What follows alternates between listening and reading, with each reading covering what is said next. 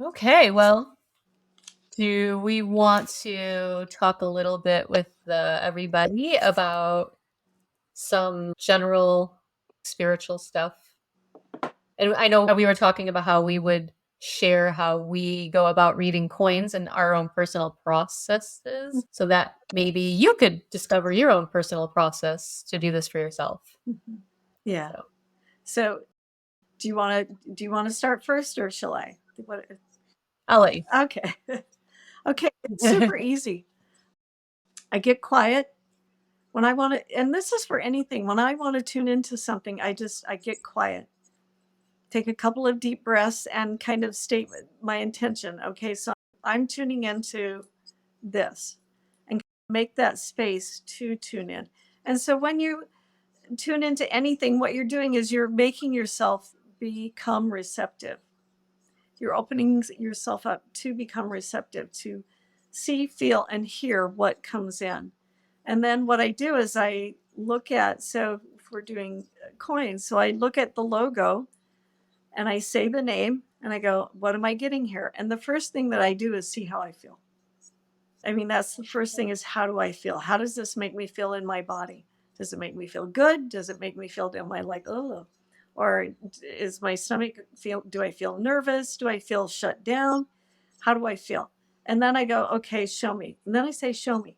And then I see what images come in. And then I also may hear words that come in with it. And that's pretty much what I do. And then if I want more information, like something looks really interesting, like the fun house, show me more. What's in there? What is in that fun house? And give me more information. And then I'm on a ride and I'm like going, I'm on this ride and seeing. And then I ask if I'm seeing things symbolically, I say, what does that mean? So what does that mean? And then follow that trail or piece of information to see what comes up. And you can do that with anything, though. Anything. Yeah. Anything.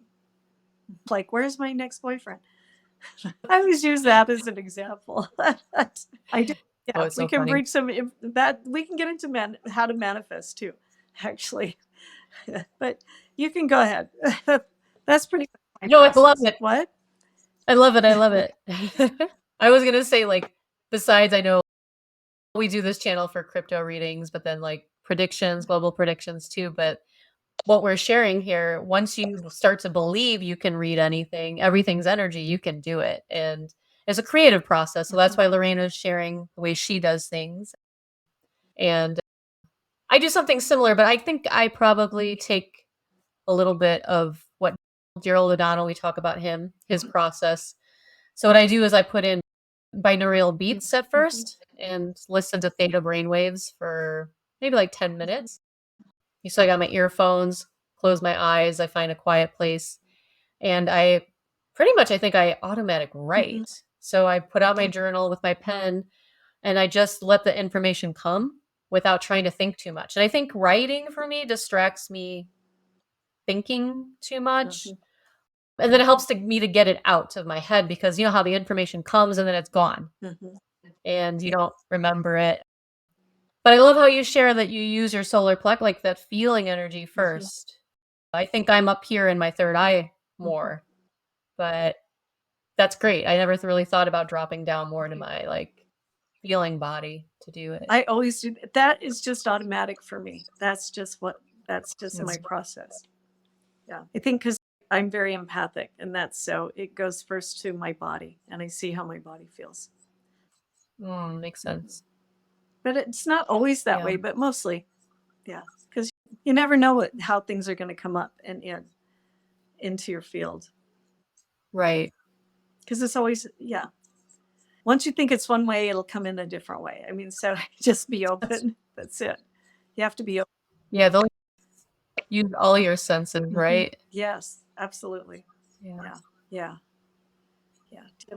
I think one good tip, and you probably would agree with me on this, is I'll write something. First, I'll open up into something, and then I'm like, I don't know. I think like I was writing those generic sayings with Moon Tropica, and it was like, this makes no sense. So I almost stopped myself from writing like an apple a day or Oh, some of those things. But I was being led somewhere, and I guess I have to learn to yeah, trust that actually is part of things, even if it doesn't make sense at first, and not to dismiss it, yeah. Follow that you know? trail.